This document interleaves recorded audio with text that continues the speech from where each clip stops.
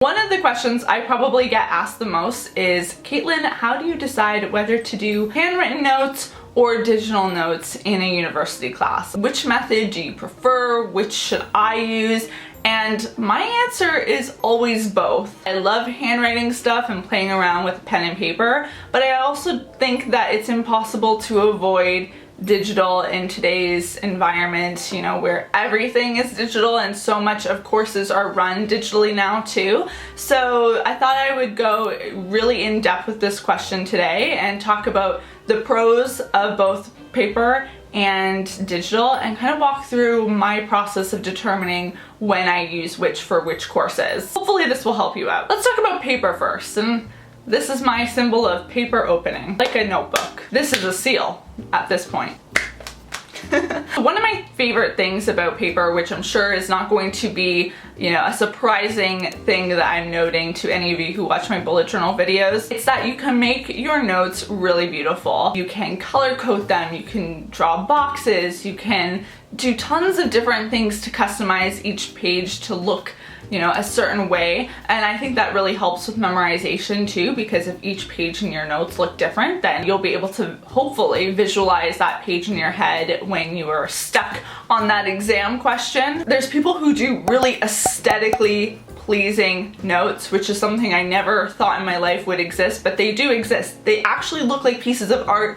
I don't know how people study from them because I would not want to touch them. They are so gorgeous. Now, obviously, that is not realistic for everyone to do. I definitely don't have notes that look like that all the time, but the point is you can customize them with different colors, basic color coding and highlighting so that you can really let key pieces of information stick out. So that's a awesome point towards paper. I'm sure you've also heard before that when you write something down, you have a better chance of memorizing it.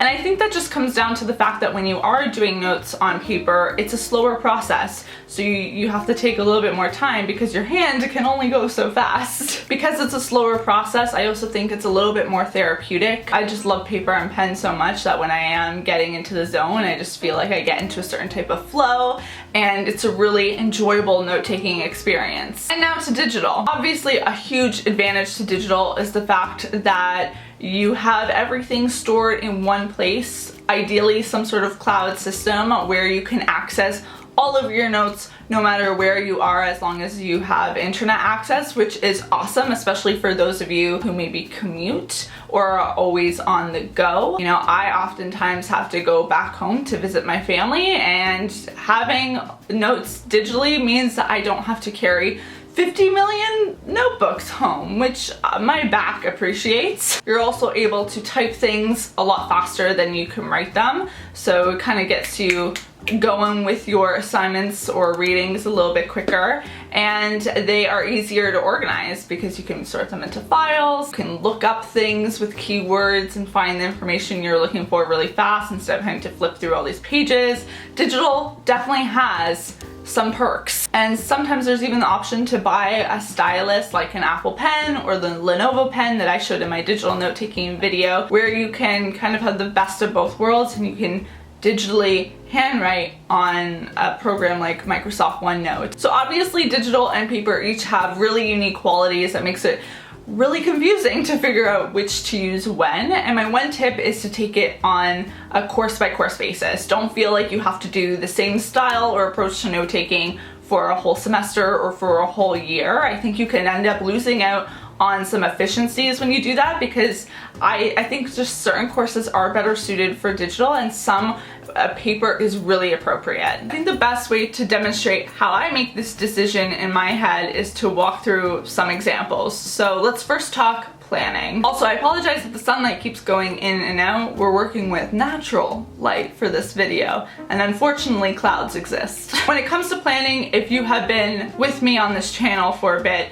then you know I love bullet journaling, and obviously bullet journaling is all paper. This is a Scribbles That Matter dotted journal, And I love using this not only for traditional planning stuff like a month at a glance or weekly spreads with to-do lists, but I also track assignments, the progress of assignments, that sort of thing. Like this is more than just a regular planner. It also has really specific trackers that I get to create and customize to fit my my life needs, really. I also use a phone. This is an iPhone 10 with a Google Calendar that has, again, all of my classes, any meetings I have, any appointments, any phone calls I need to hop onto, and this gives me reminders throughout the day so that while I'm on the go, I know all the time what's coming up. Let's talk note-taking in regards to readings or lectures.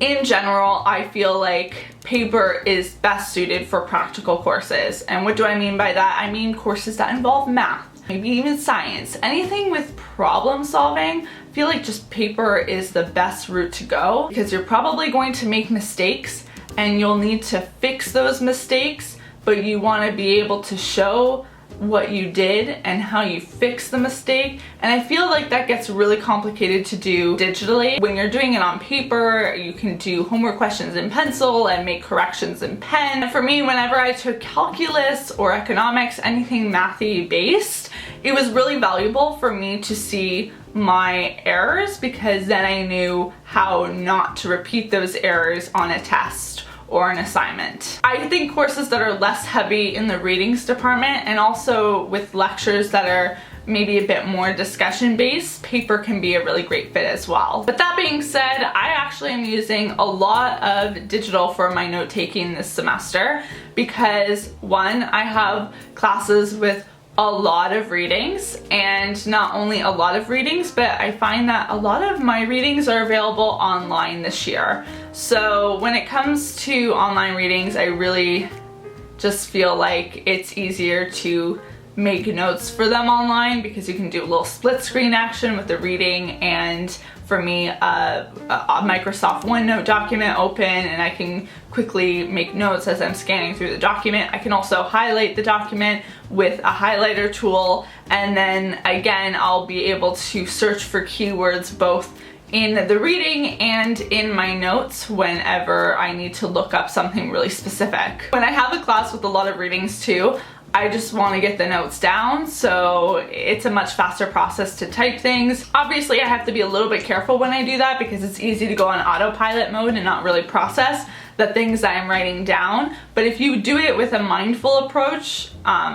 you know, it's a method that really works for me. For courses where the professor provides digital copies of slides, I also think digital just makes sense because then you can just download those slides and write directly on top of them while a lecture is going on. Or if you have a professor that talks really fast, sometimes it's just really impractical to be writing everything down. You'll end up with chicken scratch notes, which are not a fun time to reread when it comes time to studying. So in those situations, I feel like typing is the only way to possibly get all the information down. For me this year, I am doing digitally notes for my marketing class, my strategy class, and my history class because as I mentioned previously, they are heavy in the readings department and or they have a lot of material provided to us online, so it just makes sense for me to keep everything digital. And then for two of my classes, one being my business class,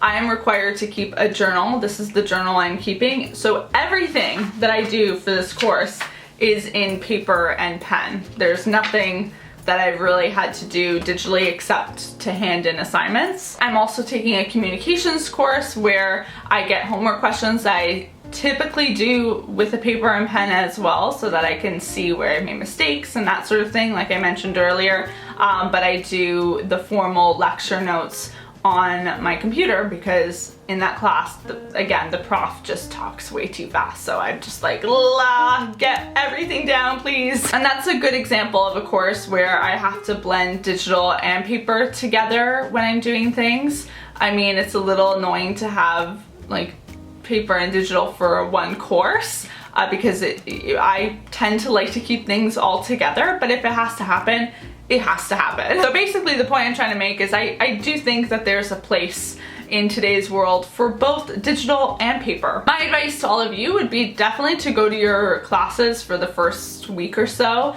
and get an idea for the types of things that are required from you, how work heavy it is, and then I think you can better find an answer to which method of note-taking is the best fit for that course. I also don't want you to walk away from this video thinking that it's possible for you to make a wrong choice. This is the way I kind of make the decision on paper versus digital, but if you do math on your computer and you're living your best life, then that's awesome. I truly think the most important part about note-taking is choosing a method or the methods that work best for your learning style. So if you are a creative type, maybe paper just makes sense for everything because then you can really flourish. But if you're someone who hates their handwriting, then digital might just make more sense for that reason alone. At the end of the day, as long as you're getting your work consistently done week by week, it doesn't matter which choice or method you choose, you're going to be fine. So hopefully this video gave you some sort of tips or ideas on how to tackle this question next time you start a new class, semester, year. Let me know in the comment section down below which style of note-taking you tend to gravitate towards, and if you have the time, I'd really appreciate it if you explain why, because someone else might find that information helpful. Don't forget to give the video a big thumbs up, hit the subscribe button and the notification bell so you never miss a video here on Caitlin's Corner, and I will see you all very soon with a new video. Until then, bye everyone.